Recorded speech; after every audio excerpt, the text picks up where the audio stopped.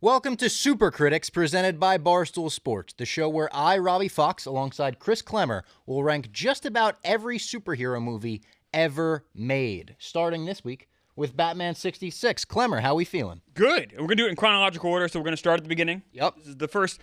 Now, Well, chronological, or should we say release order? Because Captain America the First Avenger takes place in the 40s, but this takes place in the 60s. really, setting people right. We can get crazy with it when we talk superheroes, timelines, multiverse. That's a good point. Some timelines it would be crazy. I was starting kind of at the beginning. Now there were some Batman serials and some Superman serials in the 40s. But those weren't like feature films. It like took place over like 12 episodes. We're just doing feature films. It has to get a theatrical release. That's the rule.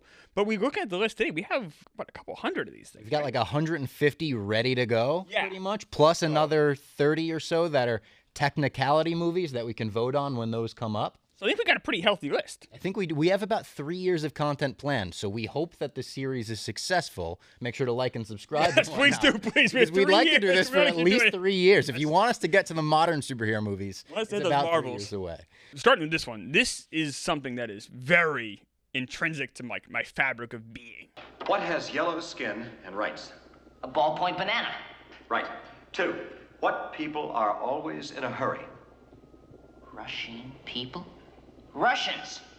Right again. I honestly couldn't agree more. When I tweeted it, I said I've probably seen this movie, Batman 66, more than maybe almost any other movie. It was a big legend in my family that I would wear out the VHS tapes, so my family would have to keep buying this movie on VHS because I think I wore out at least a tape, maybe 2. There are 2 moments in my life that are probably like the most important moments of my life as far as not family, like not meeting my wife or anything, but like one was getting my first pack of baseball cards and opening up and like seeing stats in the back and like, what is this? What is this amazing world? And the second was the first time I saw the TV show Batman, because it was on reruns back in the 80s in New York. It would be on after school. They'd have the 2 episodes. You get, you know how like it would always be to be continued. So you get both episodes back to back every day. And I saw the first episode. I'm like, oh my God, I love this. What is this? I need more of this. It wasn't until a few years later did I understand that a movie had come out. Interesting. So the movie doesn't have the same connection. Now I've seen it not a million times. I've seen it a bunch of times, over a dozen times. We had the VHS tape as well, because eventually we moved to New Hampshire, and then you also couldn't get Batman reruns as easily, and so I did watch it quite a bit. But it doesn't have that same emotional effect as the TV show does. Yeah, for me, it's almost the opposite because this feels like the TV show on steroids to me. I had this and the TV show all at the same time. So I was so into this. My dad grew up with Batman 66, wanted to pass it down to me, pass it down to my brother for sure. So my mom would record the late night TV Land reruns. That's where you got it. On Okay. VHS. Okay. And the next morning I would wake up and they were labeled by villain.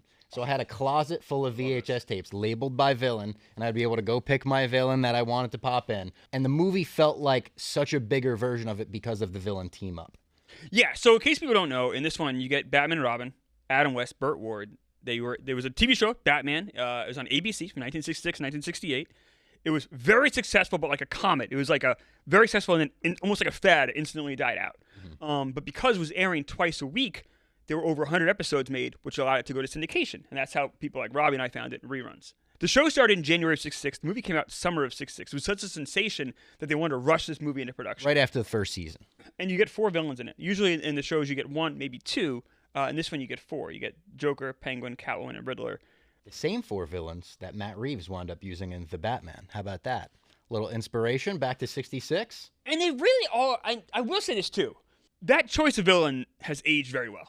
Oh, so well, yeah. Joker, Catwoman, Penguin, and Riddler have all appeared in a number, like in the Tim Burton Batman, I guess Joel Schumacher, whatever. Like we see these incarnations of these same villains. No one's died off because of either being like weirdly aged out or PC reasons or even just like doesn't make sense anymore, just dumb, like that villain's dumb. These villains are all pretty great villains. Which makes it almost funnier to me that there's a moment in this movie where Batman says, let's take a look at the villains that are not currently incarcerated. And they show him it's his 4 biggest adversaries. Yes. He should have known that. Not only like did he miss out on one, he missed out on all 4. It's like, the Riddler's out, huh? Oh, Joker's out too. Oh, Penguin's out? And Catwoman. Okay, they are all out of prison. The 4 of them. Their forces combine. Holy nightmare. Batman, could it be? And that just makes it feel so much bigger to me. Obviously, the bigger set pieces. They wound up having a much bigger budget for the movie than they had for the show. Correct. And I think they even used the movie as a way to get things made that they wanted to use in the next season of the show. Oh, absolutely. Like, we need this gadget for the movie, and they had it for season 2 and 3 of the show then. We don't get the bat boat again, but we get the bat copter to have that other way around. Is that right? I think we do get the Batcopter again. We don't get the bat boat again then, maybe. They could have just had a ton of footage from this movie of the They'd use that. flying, and They did do that. like, we're gonna reuse that. Yeah. So they were able to reuse some of that stuff. Like you said, they did have a bigger budget, but it wasn't like astronomically big. No. But it was certainly we got to see Batman outside of the Batcave or outside of a villain's den a lot more. Yep. I guess I'll just start with my take on it. So I like this movie a lot. I don't love this movie because I don't think it quite captures the magic of the TV show. The villains, I think the magic of the TV show is the villains and Batman almost get equal share. And the whole thing with the 6'6" Batman is that it's very campy. So it works really well for adults and kids. It works well for kids because I don't know about you, but when I was a kid, I believed it sincerely. I never once saw any humor in this show. No. Very little, if any. Yeah. I didn't understand. As an adult, you watch it, you get it. It's a lot of. It's actually a comedy. It's almost all making fun of the superhero genre. Almost like a Naked Gun movie. Yes. It's like so over the top and hits you over the head with jokes to the point where this honestly played like a Naked Gun movie to me.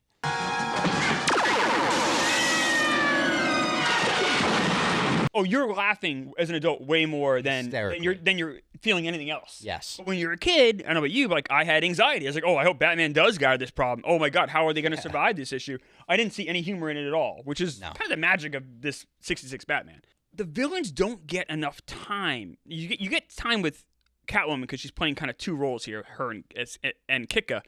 But you're not getting enough time with Joker and the Riddler and Penguin. I don't think they mesh that well together. Mr. Joker, you're leading on the current control. Don't sound so bossy, if you please. My dear sir, as the poet says, on land you may command, at sea it is me. Where like Riddler is maniacal. Riddler is almost like the Joker we know now. He has a couple laughs in this movie where I'm like, I'm surprised that Cesar Romero wasn't like, hey, tone that down. Cesar Romero, almost as Joker, almost doesn't have anything, I say, to do or differentiate himself because Riddler is a maniacal guy that's obsessed with riddles. Mm-hmm. Penguin is wants to come back, but has the boat, also just different physicality, and Catwoman is there for romantic interest and can kind of play off the sex appeal, things like that. I don't really know what Cesar Romero is doing here. He's just fucking around with everyone. Yeah. You know, even the villains, he's kind of annoying to them. They're all kind of like, oh my, and this guy's friggin' around. There's little things that he does in this movie that make me laugh so hard. There's little choices that they make, like putting him in a domino mask, in the pink domino mask. Very funny, yes. Putting Alfred in a domino mask with the glasses over it. Yes. There's such little things in the movie. Commodore Schmidt-Lap not knowing he's been kidnapped, and the Joker bringing in his tea and just having that little conversation with him. Even Batman and Robin in their lab coats. Like that, just the little things about it make me laugh so hard. And I think for me, I do love this movie. Like few movies truly bring me as much joy as this one. Rewatching it, the feelings I get inside of remembering being a little kid and my sister just being like, you're going to watch this movie again. Like, I really have to go through this again. I always get lost a little bit with the Kitka stuff. When Bruce goes on the date with her. Yeah. As a kid, it lost me. Me too. As an adult, as a kid, you don't want to see that.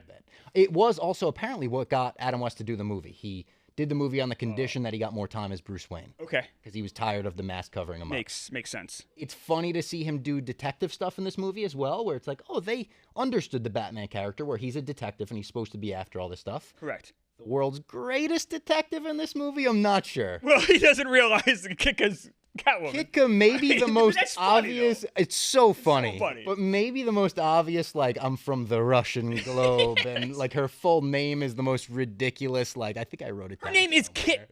Like, Catwoman. I mean, it's obviously Catwoman. You there, miss? Comrade Katanya Irenia Tatanya Karenska Alisov.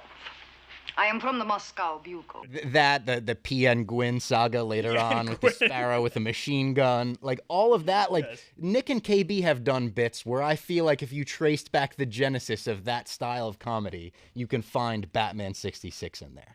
What weighs 6 ounces, sits in a tree, and is very dangerous? A sparrow with a machine gun. Yes. Oh, like it was a lot of wordplay. You said it's very Yes. Naked Gun. It's funny you talk about that warm sensation in your belly when you watch this, because I completely get it. But when I watch the TV show, I don't get it with this as much. As much. I still get it because I'm still seeing these guys. Even like walking in here, and Robbie had this on the screen. I'm like, oh my god, I just love those guys. Yeah. So I mean, all of that does just bring all the best parts of childhood. Like, I just remember where I was watching this, how excited I was to watch this, how much love I had for this. I just don't have exactly the same connection with the movie. And I don't know if the movie was directed by a guy named Leslie Martinson, who only directed one other Batman, well, 2 episodes, if you will, the Penguin, the part 1 and part 2, the Penguin one, back in '66, never directed again. I don't know if he has quite the pulse and timing of this show for me. That brings up a question. When you're making a movie based on a TV show, Yes. how much should it feel like that TV show, and how much should it feel like a heightened movie version of that show? I think for this case, it has to feel exactly as much like the show as possible. I mean, it was kind of rushed into production, done as really just kind of a reason to put something this summer so people can still get their Batman fix, because everyone was so obsessed with it in 1966. So I think you want it to be as much of the show as possible. And it does capture a lot of the show. It captures the humor. And then we do get set pieces. Things happen in this movie that would never happen in the show that are some of the best moments in '66 Batman history. Him around the bomb. Yeah. It's one of, if not the best encapsulation of what this is than anything else. It is the best. It might be the best scene in Batman '66 history. And it happens in this movie. It's so funny. Every single time it has me laughing out loud. When he's running to the side of the water and there's someone out just climbing up a ladder right where he's a nun. There's kids. And he runs into them twice. I love that The they band. double down on the band, the nun, and the baby. And then there's twice. baby ducks. Like, I mean, it's like so just heightened so well. funny. It's such. And it might have laid the groundwork for The Dark Knight Rises. If we're saying this laid an inspiration for The Batman, you end a movie with Batman taking out a bomb. Some days you just can't get rid of a bomb, and Robin thinks he's dead, but he's actually not. I think Batman '66 is a lot more influential than we give it credit for. Well, it certainly is very influential. Yeah. A lot of this, the '89 Batman wouldn't have happened if it wasn't for '66 Batman, because the original concept was kind of not the Tim Burton darkness we got, but a campier kind of a middle ground. Yeah. Like, this laid the groundwork for so much, and it was the staying power, because it was in syndication. You had older Gen Xers, and then you had younger Gen Xers like me watch it, and all the way down to your generation watch this. Like, I mean, like, this just, and I think it still works for kids. I'll put on, they released all of the episodes on Blu-ray. I'm sure you have that box I have set. it. And I'll put it on for when my niece and nephew come over and they were younger. I would throw it on, and it's bright colors. Yep. It's quick paced. Great music. Weird people. The villains are weird. Yep. Great music, and the great music is in this too. It is. And that's part of Nelson the Riddle, right? feelings I feel like. Yes. Yeah, I mean, incredible. In fact, The intro that, sort of like reminds me of like the Band on the Run cover, the spotlights like hitting people as they give a little message to all the viewers out there that are watching it. Like, there are so many little things. I mean, I thought this shaped my like worldview in that I thought Shark Repellent Spray was a thing. I knew there wasn't Shark Repellent Bat Spray. I knew I couldn't buy Batman's product in stores, but I thought one day I'm going to have to buy Shark Repellent Spray and just keep it in the closet for anything. I thought a motorcycle with a sidecar was the peak of coolness. Oh, 1,000%. I just wanted to be in a sidecar. Oh, my I didn't even want to God. be the guy driving the motorcycle. I was like, my older brother could drive the cycle. I'll be in the sidecar. That's how we'll grow up. My dad drove motorcycles, and I'd always ask him, can I get a sidecar? Yeah. Oh, when they go and they split off too, and you see Robin in the little sidecar split off from him. That's pretty good. So good. And I say the boat and the helicopter and the motorcycle all look great. Yeah. For what you consider, they had a pretty minimal budget here. Is a little bit more than TV show, but not a ton. More just so you could shoot stuff on location as opposed to a set. Mm-hmm. They didn't really. They used their money, I think, pretty wisely. And the 4 villains all knew their role. Now, Lee Merriweather, that was it was usually Julie Newmar, but then she was doing a movie at a time, and also it just had back issues, and they went with going Lee Merriweather, right? So I do have some facts about production that I find interesting. Okay. One, about the Batboat, actually. So the Batboat was built, especially for the movie, by a company called Glastron Boat Company. In exchange for their cooperation, the producers agreed to hold the movie's film premiere, the world premiere, in Austin, Texas, which was where Glastron's headquarters were. So in exchange for the Batboat, all right, the world premiere of Batman '66 was held in Austin, Texas. That seems like a pretty fair trade if you're Batman's producer. So like Austin, Texas, obviously it's like popping now, but I would imagine back in the day it was also just like a great city. Yeah. You have to imagine. I think people would be excited Batman came to their town, too. And then with Lee Merriweather, obviously she was cast in this movie a little late, actually. That's why Catwoman is not in the first scene on the boat with the three of them. Oh. That late? Yeah, she was cast after they started filming this movie. Okay. Julie Newmar, the Catwoman in the TV series. My favorite Catwoman, by the way. I agree. Julie Newmar, I thought, was the best. She was supposed to be doing a movie called Monsieur Lecoq in the United Kingdom. By the time she found out she couldn't get out of that, unfortunately, that movie never wound up getting made. So it's kind of all for nothing. She didn't make that movie. She didn't get to be in this movie. Now, she would be Catwoman again in 68, but in 69, she went and did a movie, a real movie. I forget the name of it. And then Eartha Kitt, who you might know from Christmas songs and other stuff. She wound up being Catwoman that last year. And I will say, Julie Newmar is the best Catwoman. I think the best Catwoman ever. Yeah. Her, Michelle Pfeiffer. It's close for me. I'm more of a Michelle Pfeiffer guy, but it's close. Fair. Right there. And I think Anne Hathaway does a nice job, too. Yeah, I think so as well. And those honestly, have we ever had a bad Catwoman? Because even Zoe Kravitz. All three in the TV show, great. All three in the TV show are great. Lee Merriweather to me is the third, but it's a very close. Her and Eartha Kitt are very close. Yeah, and I agree. Zoe Kravitz, great as well. Everyone does a really good job capturing like the slyness of Selena Kyle. Yes. Sort of the like scumminess. Obviously, they all have like that sex appeal that they use to their advantage. And usually over Bruce Wayne in some fashion. And Lee Merriweather does look great in this. Of course. As a young boy, I was like, okay, I see what we're working with here. You understand why Bruce is going. I see why Bruce. Although, oh my God, he was about to come in his pants before the villains broke in. Miss Kitka, I have the strangest feeling that I am about to be utterly and madly carried away.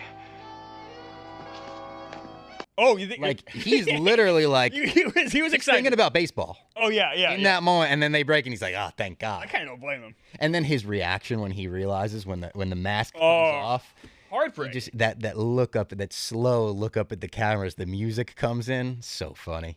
Speaking of that submarine, though, there's a big submarine fight at the end, and there was actually one particular stunt that went horribly wrong. These are all according to IMDb trivia. While filming that giant fight scene, Robin kicks a goon off of the boat, and it's the one with the green hat, Burt Wart says, and he hits his head on a metal stud in the pool. So they He hit his head. They did not realize for a little bit, and they wound up having to pull him out. He was knocked out in the water. Oh, jeez. So yeah, Tom Cruise, eat your heart out. The stunts in Batman '66 were pretty legit. So I have an issue with this is a thing. This is someone who's too obsessed with the show. So my favorite part of each Batman episode was the fight scenes. Yeah. Bam, pow, whack, yeah. You don't get a fight scene in this movie until the last fight scene. Now, there are fights in this movie before that, but we never get the punching words. True. And that, I swear to God, didn't bother me as much as a 46-year-old man. But as a 8-year-old watching this, 7-year-old watching this, 6-year-old, it did bother me. Do you think the mindset was like, we got to save it, so it's like more I meaningful? think so. Yeah. And it was also like Batman and Robin. And I will say, though, in fairness, it's a good fight scene. It is a good fight scene. It's a long one. I really like the fight scene where they're all trying to kidnap Bruce in the hotel room. I think that's a good fight scene. That's a good fight scene, yes. And you could tell that it's like Adam West is doing all that shit because he doesn't have the mask on. Doesn't have the mask on. Yeah. I like that fight scene a lot. I will say, too, another stunt that, did a nice job. It was a smaller movie. The helicopter with the shark. Yeah. You got someone is hanging on that rope. Yep. This isn't CGI. Yep. We're not in shoddy Marvel movies yet. Oh, no. Hey, we'll get to those in 3 years. All right. But like someone's on that. Like that's kind of ballsy, no? It is ballsy, and I don't think Adam West loved that scene. It is like one of the more iconic ones in the movie to me. Well, it's clearly a stunt person. Yes. I mean, you can see. I will say, unfortunately, the Blu-ray does this movie no favors. No. Cesar Romero's mustache. His mustache couldn't be more accentuated on the Blu-ray. Do you know, when I was a kid, I had no idea he had a mustache. I don't think I did either, because I was watching on like a VHS rip too. You know that my mom would record from the TV. So I mean, I was watching. Has that blurriness? It was cable, but it was 1986 cable. Yeah, I'm talking pre-HD. One of those wooden TVs. TVs. Oh my God, way pre-HD. And also, I think you probably watched the same way I did. I didn't see it because I wasn't looking for it. I believed he was the Joker. Yeah, and I have my Batman figure and my Joker figure in my hand at the exact time, and I'm recreating the punches he does it, and it's, I'm looking up and looking down and looking up and looking down. I have my Batmobile, handy. I've got the sidecar. I had all of it. And this movie was the peak. It was truly like if I had to put a number on it, hundreds of times. Because this would be, I'd bring this VHS to my grandma's. If my grandma was watching me for 2 hours, my family knew. Send him with the Batman VHS. Yep. He won't make a noise. He'll just watch it with his action figure in his lap. I totally understand that mentality. It just, for me, it wasn't the movie, it was the show. Yeah. So I'm really conflicted here because the show, like, it's weird. It's almost like this is my best friend's, like, cousin who I hung out with a lot. But I don't have quite the same relationship as I do with my best friend. It's almost like my best friend's cousin. Who was an awesome guy, who I really liked, but I just didn't hang out with him as much. And I just don't have that same relationship. And I do feel there is a little bit, like I said, of that magic missing. Where you get extra magic, because you get the bomb scene, you get the shark scene I talked about. There's no scene that exciting in a Batman TV show as the shark, the ladder. There's nothing, because you don't have the budget for it. But this is funny in different ways, but it's not as funny or as interesting with the villains. Because the villains, you get different ones each week. True. You get King Tut, Egghead, you get all these different ones, and you can focus more on what makes Egghead, or even Riddler, Frank Gorshin, or Joker, what makes them unique. This, I just felt like they were all, even Penguin was just kind of like all the same, except for Catwoman. That's fair enough. Penguin in this, Burgess Meredith, at one point delayed filming because he lost his prosthetic nose on set. They had everyone walking around set feeling around for his prosthetic nose. If you're curious what happened to that, Burgess Meredith just sold it to a fan right after they were done filming. That would be. And I will say that too. The cast is great. If you go back and watch the show, you especially see like how great these people are in this role and how much fun they're having in this. You could tell they buy in. Every single person in this movie is so bought in and so ready to just have fun on screen. These two. Even like go back to like Commissioner Gordon, played by Neil Hamilton, Chef O'Hara. Or Chief O'Hara, chef. That'd be interesting. Chief O'Hara, Alfred, Alan Napier. All of these great.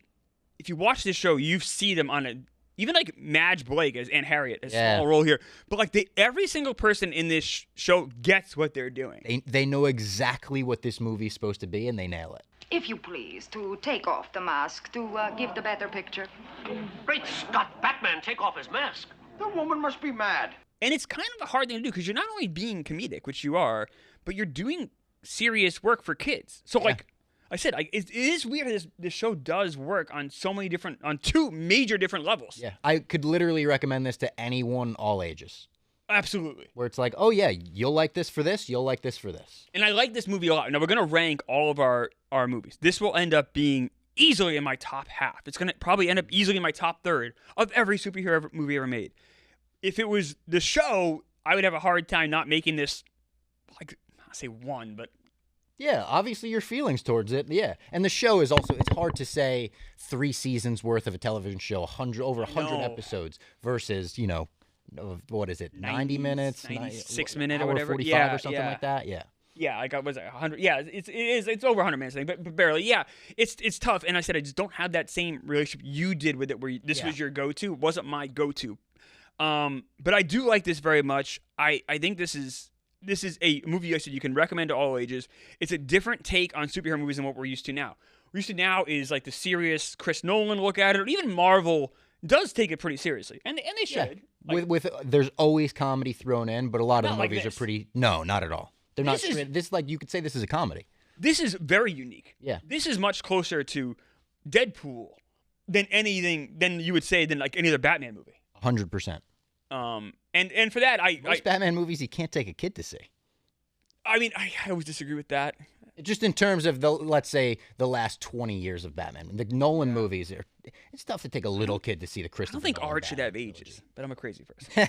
That's how I was brought up. Like art didn't have age, I could just see, so I have a hard time with that. So Eyes Wide Shut when you were like 4. It didn't come. Unfortunately, I went and saw it in the theaters, so I was able to. True. I always forget how old you are. You saw this in theaters. I did not. I did not see this in theaters. No, in fact, so when I started watching this show in the '80s, I would tell my friends, "Oh my God, you guys got to watch Batman," and the kids made fun of me. Yeah. They're like, Batman sucks. Batman stinks. He's lame. It's old. And then Batman '89 came out, and I was like, and they were all wearing the crest on their chest. Yeah. What's up now? Yeah, Batman's cool, motherfuckers. Yeah. My last fun fact about this movie, and then we could talk about our actual ratings. I thought this one was really fun. The Wayne family crest on Bruce Wayne's blazer that he shows off for a second was an inside joke. It has a Latin saying sewn into it, but Adam West says it means something nonsensical. He didn't quite remember what it was, but he thought it was, "Don't be a cheeseburger." How about that? They said, that's such a 60s joke. Don't be a cheeseburger, huh? Which is good advice. It's fair. I think it works even for today. I don't want to be a cheeseburger. So give me your rating. We're going to do this on Letterboxd, and you'll be able to follow along with not only our ratings, but our complete lists. When we start adding movies to the list, we'll each have our own individual list. I'll put our usernames below here so you could follow along. What would your ranking out of 5 stars be? 3.5. Okay. Now, I don't usually give a ton of stuff over 4 anyway. Like Siskel and Ebert, I grew up watching, and they would go 0 to 4. Rolling Stone would have like to 5, but 4.5 and 5 were really rare. Yeah. So I don't usually give anything above a 4. I do give this 3.5, which for me is very good. That's like a very good movie. Definitely something I can recommend to all ages. Definitely gets a heavy recommend from me. If you haven't seen it, definitely check it out. It's a must watch. And it captures a lot of why I love the TV show, but it doesn't capture all of it from me. So the nostalgia reasons, but it's an effective movie. It does exactly what it's trying to do. It's trying to be funny. It's trying to be light. It's trying to also be extra serious for the kids. Mm-hmm. And you get everyone bought in. And you get 4 villain performances from 4 of my favorite actors, or 3 of my favorite actors. And Lee Murray does a nice job. But I just don't get enough of what makes him special. For me, it's 4.5 out of 5, okay, which is very high, I know. I'm not as stingy with my over 4-star rankings. I will be more of a 5-star scale, I feel, throughout this. And honestly, as I was watching it, I was like, am I going to pull the trigger on the full 5 right off the bat for this? But like I said, there are little things like when Bruce goes off with Kitka that even as an adult lose me a little bit. And I'm like, okay, I don't want to rip the perfect score right away because it's not even my favorite Batman movie. You know, there's right. Movies out there that I feel take Batman and do a better job. But for what this movie is trying to be, I think it does a near perfect job.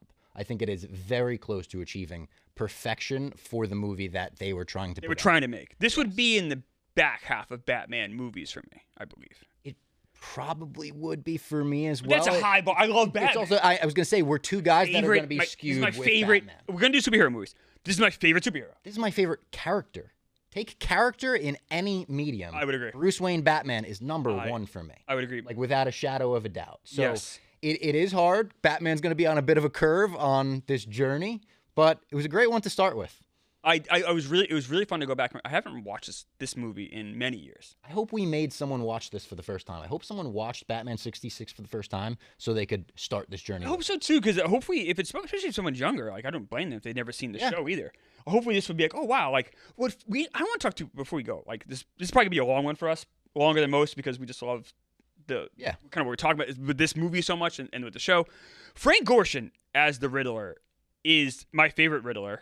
But by far, I just think what he does here and in the show is so amazing. Where that became the standout character. Mm-hmm. Even don't get me wrong, Cesar Romero's Joker does a great job, and he does a better job as the series goes on. It gets more and more weird. Yeah, like eventually there's one episode where a famous one where he's surfing with Batman. Yep. It's just bizarre. In their bathing suits over the top. Yeah. It's very funny and very weird. But he's the most like deadly. Yeah. He's the scariest, if you will, the most maniacal, the most homicidal of all of the villains Batman faces, I think, in the whole show. Yeah. Oh, definitely. Did you like the UN stuff here? I do like the UN stuff. And I did. Lady Fox, as we call her in the basement, walked in and she saw the little powder on all the chairs. Like, what's that supposed to be? I was like, that's the UN. They're dehydrated. Yeah. They're about to be rehydrated. How do you not know? Come on. She's like, of course, I should have known. Yeah, that's very funny. Like, I love that. Like I said, them in the lab coats putting everything in the test tubes, and Robin being like, shouldn't we fix little things here and there? And Batman being like, no, we cannot, play God as mere mortals. No, Robin. No. It's not for mortals like us to tamper with the laws of nature. Like the little things like that throughout the movie, just like make it feel so wholesome and like comfort watchy to me, where it's like, 1000%. They're just trying to like give out good messages to kids and make sure that parents are like, all right, my kid could watch that. They're saying good things. But also like funny enough for parents to watch where like they dehydrated the UN. Yeah. That's insane. Yeah. I do think like the back half of the second act, third act, you mentioned the Kika stuff, also just like them with the boat, it just takes a little long. Like let's get to it. Yeah. This could have been 90. Yeah, sure. It could have easily been 90. Yeah. I mean, there's literally scenes where they're like we'll see the countdown of the submarine of the torpedo going off, and they go 10, 9, 8. Like they go through the whole. I don't know if I need to see Burgess Meredith count backwards from 10. Like let's go. Let's move it here a little bit. But for what it is, and considering how rushed this was, it could have been the Star Wars Holiday Special. Truly, that was the floor for this. Yes. Of like, oh man, that was a huge hit. Let's rush something out. Let's get it out. They did that with that. It wound up being the worst thing ever aired on television. This wound up being a great movie. Yes, this is. I'm a little. I say very good movie, but you can say.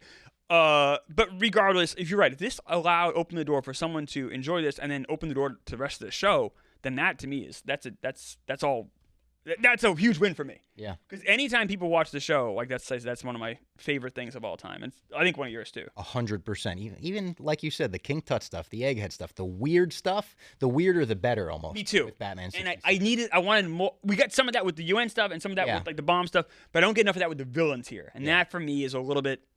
Where it just misses the mark a tiny bit, but that's a mild criticism. This is going to end up in the top half of our full rankings when we're obviously done. It's number one as of right now. It's the best and worst. Yes. Yeah. We have what you say we have coming up so people can watch them. And so next week we will be doing Superman, the first Christopher Reeve Superman. 1978 Superman. The week after that, on January 29th, we'll be doing Flash Gordon, which I've never seen. I've only seen clips from. And the week after that, we'll be doing Superman 2, February 5th. So those are the on deck in the hole. And then what's the next one? Their phrase for past in the hole? I think it's like Swamp Thing? Swamp Thing? I think Swamp Thing's after Superman. Oh, no, I mean baseball-wise. On deck, in the hole, and then... back when I was a kid, we call it double deck. It is in the hole. You're right. You're right. All right. I guess just in the dugout, hanging out. So Superman, Flash Swamp Gordon. Thing's just hanging out there. Superman 2, and then I think it is Swamp Thing. We have Swamp Thing. We have. I've never seen that either. Superman 3, Howard the Duck. So we got Howard the Duck, like Richard Pryor, and Swamp Thing just hanging out in the dugout. Superman 4, Tommy Smokes. I heard The Office is bizarrely a Superman 4 superfan. I think we might need to bring him in. Guests. We might need to bring Tommy in for that. Yeah. Because I need someone to defend that movie. Because that is something. But Superman 1, I will say off the bat, I am very, very, very excited to talk about this. I am too, especially coming off the heels. We had a Superman movie this year. We've been talking Superman a lot. Yep. I feel like there's been a little bit of Superman fever in The Office. So it's going to be a fun one. Good to get the momentum rolling with 1 and 2 being Batman and Superman. Oh, yeah. And two of the bigger IP, I guess 66 Batman is a giant IP. And then Superman... The Christopher Reeve Superman is a big deal in the superhero world. Don't get me wrong, we're going to cover some movies. Like I said, Swamp Thing, I don't know if that has a huge footprint on society today. Not really. But Flash Gordon, does it really? I mean, I guess you have the Queen music. Does it really? Not at all. There's a Ted bit. Yeah, that's a big moment for Flash Gordon. Yeah. But the Christopher Reeve Superman, like you feel that impact even today with the Superman movies. Yeah. So I'm excited. So tune in next week. You will believe a man can fly.